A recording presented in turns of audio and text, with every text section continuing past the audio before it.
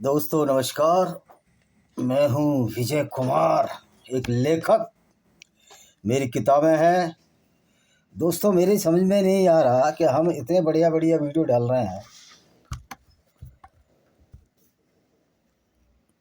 धर्मेंद्र बिलोटिया को उसके समाज के लोग फेवर करते हैं, तो ऐसी क्या वजह है कि जो हम वीडियो डालते हैं आपके सब्सक्राइबर नहीं बढ़ रहे हैं। वैसे भी कोई मोनेटाइजेशन के लिए मैं चला भी नहीं रहा हूँ। ये दिमाग से निकाल दें कि मुझे कोई मोनेटाइजेशन करना है या मुझे उसका कोई लालच है। मुझे कोई लालच नहीं है उसका। तो चलो आइयो भाइयों, इन मूर्ख पर चर्चा करें जो मुसलमान हैं और मानवता या इंसानियत की बात करते हैं। मूर्खों, महबूब मुफ्ती, असुद्दीन ओवैसी और अन्य सच्चे मुसलमान, ये तो बताओ इस्लाम में मानवता कहाँ है? कहाँ है? ये तो ऐसे गायब है जैसे गधे के सिर पे से सींग। तो मानवता, आपने गधे के सींग देखें? किसी गधे के सींग नहीं होते। अगर मैं ये कहूँ कि गधे के सींग होते हैं तो ये उतनी बड़ी मूर्खता है अगर मैं कहूँ कि इस्लाम में मानवता है। इस्लाम में मानवता का दूर दूर तक अता पता नहीं है। तो आइए हम स्त्रियों के खिलाफ किस तरह से ये कुरान विध्वंस फैलाती है उसकी आयत पढ़ते हैं। आज हम कहाँ तक गए थे अभी बताते हैं और फिर वो आयत पढ़ लेते हैं। हमारा सूरा अल इमरान की संभवतः 40 आयतें हम पढ़ चुके हैं या 20 पढ़ चुके हैं, देखता हूँ मैं, पता लग जाएगी पढ़ने से। उसका आज अध्ययन करेंगे और मालूम करेंगे कि किस तरह से इस्लाम एक फुल टाइम गुंडागर्दी है गैर मुस्लिमों के खिलाफ। लेकिन मैं ये नहीं कह रहा सारे मुसलमान इस्लामी गुंडागर्दी को मानते हैं। सही मायने में तो इस्लाम को लोग अब छोड़ ही चुके हैं। वो हमारे मुस्लिम भाई बधाई के पात्र हैं जो इस्लाम को नहीं मानते और गैर मुस्लिमों से, हम जैसे हिंदू लोगों से भाईचारा रखते हैं। लेकिन कुछ ऐसे भी मुस्लिम हैं जो सच्चे मुसलमान हैं, इस्लाम में आस्था रखते हैं, 5 वक्त की नमाज पढ़ते हैं। सही मायने में वही आतंकवादी हैं, क्योंकि जो सच्चा मुसलमान है वही आतंकवादी होता है। ये सर्टिफाइड हम कुरान की आयतों से कर चुके हैं। तो दोस्तों, ये कहना कि इस्लाम में मानवता है, असुद्दीन ओवैसी कहता है, महबूबा मुफ्ती कहती है इस्लाम में मानवता है। तो जब कश्मीरी पंडितों के साथ उनकी लड़कियों बहन बेटियों की इज्जत लूटी जा रही थी, यही महबूबा मुफ्ती कहाँ थी? वैसे भी इसने अपने तो चाचा से शादी की है। इस्लाम में मानवता सिर्फ सलवार से और तलवार तक सीमित है। इसका कोई आध्यात्मिक पहलू इस्लाम का है ही नहीं, क्योंकि इस्लाम एक फुल टाइम लूट खसोट की आइडियोलॉजी है, फुल टाइम गुंडागर्दी है गैर मुस्लिमों के खिलाफ। तो जो भी असुद्दीन ओवैसी बोलता है या महबूबा मुफ्ती बोलती है, मैं उन मूर्खों से पूछना चाहता हूँ, आप मानवता की बात कर ही नहीं सकते। ये आपकी औकात ही नहीं, आपकी औकात ही नहीं अगर तुम में थोड़े गैरतमंद हो। जो इस्लाम में आप बात करते हैं मानवता की, मानवता का इस्लाम से कोई नाता नहीं है। जिस तरह गधे के सिर से सींगों का कोई नाता नहीं है, उसी तरह इस्लाम का मानवता से कोई नाता नहीं है। जिस तरह एक व्यभिचारी का सद्चरित्र से नाता नहीं है, उसी तरह एक मुसलमान का सद्चरित्र से कोई नाता नहीं है। क्योंकि इनके मोहम्मद साहब भी व्यभिचारी थे, उन्होंने भी जिना किया था।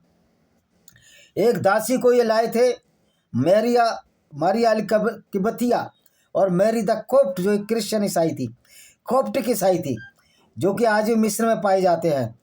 मोहम्मद ने उसको उपहार के रूप में लिया था। अल मकूका से क्रिश्चियन गवर्नर था अलेक्जेंड्रिया का, जो मिस्र में है। और क्योंकि इसने चिट्ठी लिखी थी कि आप इस्लाम कबूल हो जाओ, लेकिन वो चालाक था। वो समझता था कि मोहम्मद वास्तव में पीडोफाइल है, सेक्स डिजायर का भूखा है। तो मेरी द कोप्ट को दे दिया, उसके साथ उसकी छोटी बहन सिरीन को दे दिया। ये एक दिन उसके साथ बदफीली व्यभिचार जिना करते हुए पकड़ा गया, क्योंकि शादी तो हुई नहीं थी इसकी। और उसके बाद ये व्यक्ति उसकी पत्नी आयशा और हफ्सा ने सारा भेद खोल दिया। तो फिर इस निर्लज व्यक्ति ने, मोहम्मद साहब ने एक निर्लज्जा के साथ एक आयत उतार दी कि पैगंबर चाहे जिसको भी हिवा कर सकता है, जबकि नकली पैगंबर था, अपने आप पैगंबर बन गया, सेल्फ प्रोक्लेम पैगंबर। अब ये देखिए 21वीं आयत करते हैं, अल-निसा की 21वीं आयत क्या कहती है, तथा तुम उसे कैसे ले सकते हो जबकि तुम एक दूसरे से मिलन कर चुके हो, उन्होंने तुमसे विवाह का दृढ़ वचन क्या ले लिया है, उससे ले भी क्या सकते हो। होता क्या है कि इस्लाम में एक बड़ी प्रथा है, अगर औरत से आप निकाह करेंगे तो जो यौन इच्छा की पूर्ति औरत कर रही है, आपको उसके बदले जो अपना शरीर सौंप रही है, आप उसको निकाह में मेहर देंगे। वो दहेज नहीं है, वो उसके साथ किया गया सेक्सुअल प्लेजर के लिए उसका मेहनताना है। यानी कि इस्लाम में हर औरत मजदूरी करने वाली वेश्या है और उसके बदले उसको मेहर दिया जाता है। सच्ची परिभाषा यही है। अगर मैं गलत बोल रहा हूँ तो चैलेंज है हर मौलानाओं से। उन स्त्रियों से विवाह न करो जिससे तुम्हारे पिताओं ने विवाह किया है, परंतु जो पहले हो चुका हुआ उनसे विवाह मत करो जो तुम्हारे पिताओं ने किया है। उन स्त्रियों से विवाह न करो। लेकिन मोहम्मद ने तो अपनी पुत्र वधू से ही विवाह किया है। अच्छा जी, देखो ये है, तुम पर हराम कर दिए, शायद पढ़ लिया हमने, ये नहीं पढ़ा अभी। तुम पर हराम कर दी गई हैं तुम्हारी माताएं, तुम्हारी पुत्रियां, तुम्हारी बहनें, तुम्हारी फूफियां, तुम्हारी मौसियां और भतीजियां, भांजियां, तुम्हारी वो माताएं जिन्हें तुमने दूध पिलाया है, तुम्हें दूध पिलाया, दूध पीने संबंधी बहनें, तुम्हारी पत्नियों की माताएं, तुम्हारी पत्नियों की पुत्रियां जिनका पालन पोषण तुम्हारी गोद में हुआ है, उन पत्नियों से तुमने संभोग किया है। यदि उनसे संभोग न किया हो तो तुम पर कोई दोष नहीं। तुम्हारे सगे पुत्रों की पत्नियां, और ये कि तुम दो बहनों को एकत्र करो, परंतु जो हो चुका वास्तव में अल्लाह अति क्षमाशील है। मज़े की बात यह है कि इस्लाम में अगर आपने गोद ले ली एक बच्ची 5 साल की उम्र में, 6 साल की उम्र में, और आपकी उम्र है करीब 25 साल, 20 साल का अंतर से ज़्यादा अंतर नहीं होना चाहिए, तो 25 साल के है, आपने 7 साल की लड़की गोद ले ली। अब वो लड़की 12 साल 19 साल में या 18 साल में अगर जवान हो जाती है, क्योंकि तो मुसलमान तो इसमें लगे ही रहते हैं ना कि कैसे ही सेक्सुअल प्लेजर हो, जैसे मोहम्मद पूरा करता था अपनी काम वासना की पूर्ति। तो आप जब हो जाओगे 25 और 10 37-38 साल के हो जाओगे तो आप उस लड़की से भी निकाह कर सकते हो। यानी कि ये बेगैरत है, ये बेगैरती इस्लाम में है। उन स्त्रियों से विवाह वर्जित है जो दूसरों के निकाह में हों, जो दूसरों की शादी उनसे तो वर्जित है। परंतु तुम्हारी दासियां जो युद्ध में तुम्हारे हाथ आई हों, यानी कि लूट में आई हुई औरतें भी, मोहम्मद ने उसको भी अच्छा माना, तो ये ऐसा पैगंबर था। तुम्हारे हाथ में आई हो, तुम पर अल्लाह ने लिख दिया लूटो और उनके साथ बलात्कार करो। ये है कुरान का अल्लाह जो बलात्कार को प्रश्रय देता, आसरा देता। ये गंदगी है इस्लाम की। इस्लाम एक फिल्द है, इस्लाम नजस है। जब ये हमको नजस गंदा कहते हैं तो तुम्हारा पैगंबर भी नजस है, तुम्हारा अल्लाह भी नजस है और तुम्हारी कुरान भी नजस है, फिल्दी है, गंदी है। इनके सिवा तुम्हारी दूसरी हो जो तुम्हारे हलाल कर दी गई हैं, जो दूसरे सारी हलाल हैं मुसलमानों में, तो दूसरों की औरतें हैं, यहूदियों की औरतें हैं। मोहम्मद ने भी ये सब किया था। अपने धनों द्वारा व्यभिचार से सुरक्षित रहने के लिए विवाह करो। कर अपना धन से व्यभिचार मत करो, मतलब जिना मत करो। अगर मुस्लिम औरत और मुस्लिम पुरुष बिना शादी के मिलते हैं तो वो जिना व्यभिचार माना जाता है। तो मोहम्मद ने भी जिना किया था, लेकिन मोहम्मद के लिए सब कुछ माफ़ है कि मोहम्मद को तो अल्लाह ने वरदान दे रखा, जबकि अल्लाह कोई है ही नहीं ना। मोहम्मद ने अल्लाह का उपयोग करके पूरी ज़िंदगी काम वासना की पूर्ति की, दलिप्सा की पूर्ति की, जिसको कि माल गनीमत कहते हैं, और 20% हिस्सा ये खुद रखता रहा। ये हालत है इससे। और जो व्यक्ति तुमसे स्वतंत्र ईमान वाली से विवाह करने की सकत न रखे तो वो अपने हाथों से आई अपनी ईमान वाली दासियों से विवाह कर लो। अपने हाथों में आई वाली ईमान वाली का मतलब है वो लूटते थे पहले मोहम्मद काफिले, और उसके बाद वो क्या करते थे, उनको अपनी गुलाम बना लेते थे, सेक्सले बना कर उनको मुसलमान बनाते थे, फिर उनसे निकाह करो। और अगर तुमको निकाह की कुव्वत नहीं है, पैसा देनी है, तो तुम जो है उन औरतों को वेश्याओं की तरह इस्तेमाल करो और एक दूसरे को देते रहो। यानी कि इस्लाम वेश्यावृत्ति को बढ़ावा देता है, और ऐसा लगता है कि अल्लाह ने जो इस्लाम बनाया वो एक रंडी खाना है, उससे ज़्यादा कुछ नहीं। दरअसल अल्लाह तुम्हारे ईमान को अधिक जानता है, तुम आपस में एक ही हो।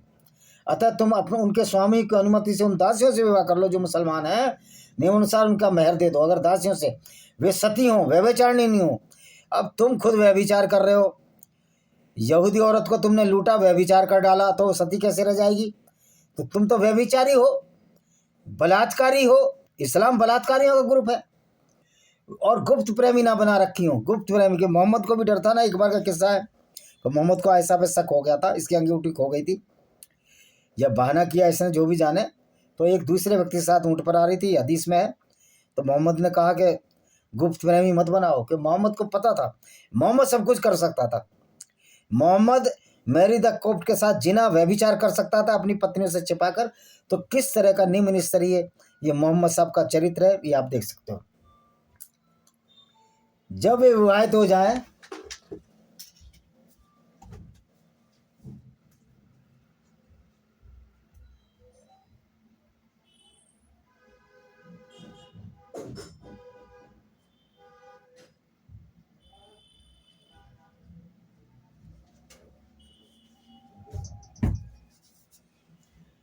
अगली आयत,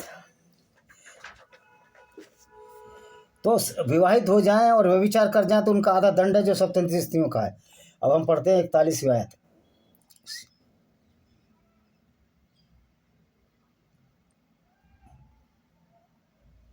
हाँ, अच्छा नहीं, ये आयत 41 नहीं है, ये आयत नंबर है, आयत नंबर 26 क्या कहती है? अल्लाह चाहता है कि तुम्हारे लिए उजागर कर दे और तुम्हें भी उसकी नीतियों की राह दर्शा दे जो तुमसे पहले थे, तुम्हारी क्षमा याचना स्वीकार कर ले। तो भाई अल्लाह क्षमा याचना, तुम तो सही मायने में तो जो अल्लाह ने मुसलमानों को जो शिक्षा दी, जो टीचिंग दी है, वो तो क्षमा याचना लायक ही नहीं है। लेकिन अल्लाह बलात्कारी, अगर वो मुसलमान हो, 5 वक्त की नमाज़ पढ़ता हो, तो बलात्कार तो अल्लाह हुआ है गैर मुस्लिम स्त्रियों के साथ, अल्लाह उसको भी माफ़ कर देगा। तो ये है अल्लाह। और अल्लाह चाहता है कि तुम पर दया करे, और जो लोग इच्छाओं के पीछे पड़े हुए चाहते हैं तुम बहुत अधिक झुक जाओ। अल्लाह तो चाहता है दया करे, और दया में अल्लाह क्या देता मुसलमानों को? वो अच्छे भले मुसलमान को अगर इस्लाम में आ जाता है, उसको लुटेरा, बलात्कारी और व्यभिचारी बना देता है, क्योंकि मोहम्मद भी यही काम करते थे। अल्लाह तुम्हारा बोझ हल्का करता है। मानव निर्बल पैदा किया है, अल्लाह से कोई निर्बल ही नहीं है। अल्लाह इतना निर्बल और इतना कमज़ोर है, इतना बड़ा भिखारी है। वो मुसलमानों से कहता है जो अल्लाह की राह में खर्च करोगे मैं उससे दुगना दूंगा। तो अल्लाह तो भिखारी है। हे ईमान वालों, आपस में एक दूसरे का धन अवैध रूप से न खाओ, परंतु ये लेन देन तुम्हारी आपसी स्वीकृति से हो। वास्तव में अल्लाह आपस में माल अवैध रूप से ना खाओ, लेकिन गैर मुस्लिमों का माल लूटो। ये है इस्लाम, ये है चुस्लाम। दूसरों का माल लूटो, जिसको कि माले गनीमत कहते हैं, और मुसलमानों का माल आपस में ना खाओ, क्योंकि मुसलमान तो एक गिरोहबंदी थी, लुटेरे का गिरोह था। अगर आपस में ही खाने लगते तो आपस में मर के कट जाते। तो मोहम्मद ने कहा इकट्ठा रहने में भलाई है। अगर आप डकैती डालोगे, डकैत अगर इकट्ठा नहीं होंगे उनका गिरोह भी कट जाएगा। तो मोहम्मद ने भी ये डकैतों का और बलात्कारियों का गिरोह बनाया था उस समय, जिसमें ये तीनों खलीफा थे इनके साथ। हज़रत अली था इनका दामाद, और वो अबू बकर था, अबू बकर सिद्दीक, उसके बाद उस्मान था, फिर दूसरा था उमर था, फिर उस्मान था। तो ये अल्लाह का मौजज़ा है, अल्लाह का यही चमत्कार है कि अल्लाह एक भले सीधे साधे इंसान को बलात्कारी बना देता, और उससे अलावा कोई मौजज़ा या चमत्कार अल्लाह के पास नहीं है। और जो अतिक्रमण था अत्याचार से ऐसा करेगा, समीप है हम उस अग्नि में झोंक देंगे।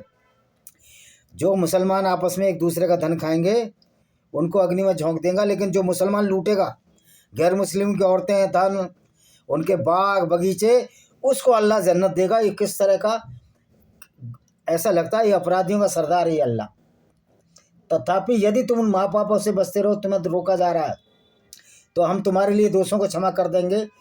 माँ बाप इस्लाम में सब सारे पापों की आज्ञा है, लूटने की, काटने की, कत्ल करने की, माँ बाप के आगे नमाज तो नहीं पड़ेगा ना 5 बार, और जो अल्लाह और कुरान मोहम्मद पर विश्वास न करेगा वो महापाप है। तो ये अल्लाह के पाप की और महापाप की और अच्छाई की सीमाएं बिल्कुल इस दुनिया से, सिविल सोसाइटी से, सभ्य समाज से बिल्कुल अलग हैं। बर्बर अत्याचारी लुटेरों की आइडियोलॉजी की, और अब पहले लुटेरे ही थे, तो मोहम्मद ही वो लुटेरे ही थे ये सारे लोग। उससे अच्छे आदमी भी थे, लेकिन मोहम्मद ने लुटेरों का साथ दिया, क्योंकि पैगंबर को लूटने में मजा आता था। और उनकी कामना न करो जिसके द्वारा अल्लाह ने तुम्हें एक दूसरे पर श्रेष्ठता दी है। पुरुषों के लिए इसका भाग है जो उन्होंने कमाया, और स्त्रियों को इसका लाभ है जो कमाया। अल्लाह से उससे अधिक की प्रार्थना करो। निशान अल्लाह से कह रहे हैं प्रार्थना करो, अल्लाह खुद तो नहीं कह रहा ना। अगर अल्लाह खुद कहता फर्स्ट वाइस में तो कहता मेरे से प्रार्थना करो। ये तीसरा आदमी कौन है जो कह रहा अल्लाह रसूल की वो करो, फरमाबरदारी करो? यानी कि कुरान एक फ्रॉड है। यहाँ अल्लाह भी नहीं है। अल्लाह अगर खुद होता तो मैं कहता ना मेरी करो, लेकिन यहाँ कह रहा अल्लाह और रसूल की तामारदारी करो। तो तीसरा आदमी कौन है? इसका मतलब कुरान जो है, कुरान का ना अल्लाह से लेना देना है, ना मोहम्मद से लेना देना है। कुरान का लेना देना है उसके चचेरे साले वर्का बिन नोबिल से, जो मोहम्मद के लिए आयतें उतार कर लाया था। इसलिए कुरान में कहीं अल्लाह फर्स्ट है, कहीं सेकंड, कहीं थर्ड हो जाता है। और हमने first person, second person, third person, तो ये इसलिए कुरान एक फ्रॉड है। और हमने प्रत्येक के लिए उत्तराधिकारी बना दिए हैं। उनमें से जो माता पिता समविवर्तियों ने छोड़ा हो और जिनसे तुमने समझौता किया उन्हें उनका भाग दो। वास्तव में अल्लाह प्रत्येक चीज़ से सूचित है। बिल्कुल इससे बना दिए, क्योंकि मोहम्मद तो लूट का माल खाता था, लूट के माल में 20% रखता था। तो ये अल्लाह के नाम पर जो पाप किया मोहम्मद ने वो क्षमा योग्य नहीं है। और जो मोहम्मद की इज्जत करते हैं इसके बावजूद लगता है उनको दिमाग का इलाज कराने की जरूरत है, वो ब्रेन वॉश पीपल है। पुरुष स्त्रियों के वह व्यवस्थापक हैं, इस कारण अल्लाह ने उनमें एक दूसरे को प्रधानता दी है। यानी कि औरतों की दर्जा अल्लाह कम करता है। वैसे अल्लाह कहता है कि हमने सबको बनाया, अल्लाह ने किसी को नहीं बनाया, झूठ बोलते हैं, ना कोई मानव मनुष्य बनाया। इस कारण उन्होंने अपने धनों पर अधिक खर्च किया। अतः सदाचारी स्त्रियां हों जो आज्ञाकारी हों, उनकी अनुपस्थिति में अल्लाह की रक्षा में उनके अधिकार की रक्षा करते हों। यानी कि कैरेक्टर लूज ना हो, भले मोहम्मद कैरेक्टर लूज हो, मुसलमान कैरेक्टर लूज हो, वो चल जाएगा। और जिन्हें तुम्हारी अवज्ञा करो उन्हें समझाओ।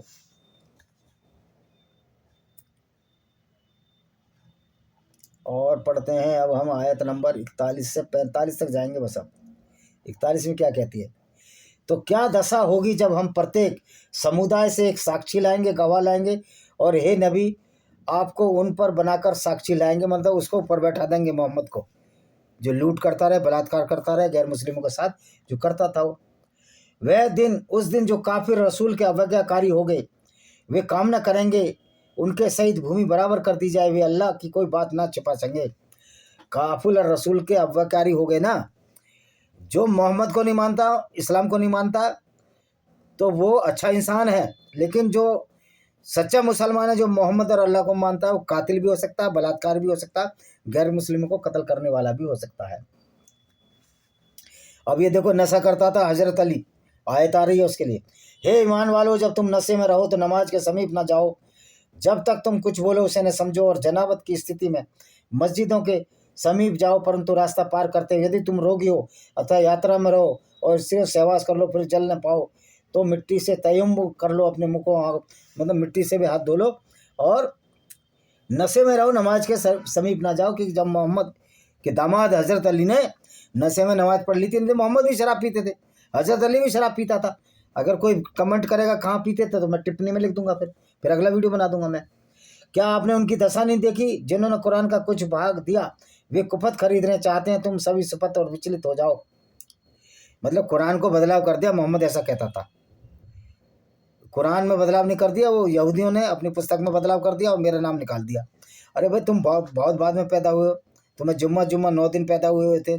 यहूदियत आपसे पुरानी है तो तुम्हारा नाम कैसे आएगा, अल्लाह का नाम कैसे आएगा? तो इस्लाम एक फ्रॉड है, फ्रॉड के सिवा अल्लाह कुछ नहीं। और अल्लाह तुम्हारे शत्रुओं से भली बात ही अवगत है, और अल्लाह ही की रक्षा काफ़ी है। अल्लाह की रक्षा, अल्लाह तो मोहम्मद के दांत जो टूट गए थे उहद की लड़ाई में उसको नहीं बचा पाया, रक्षा क्या कर अल्लाह।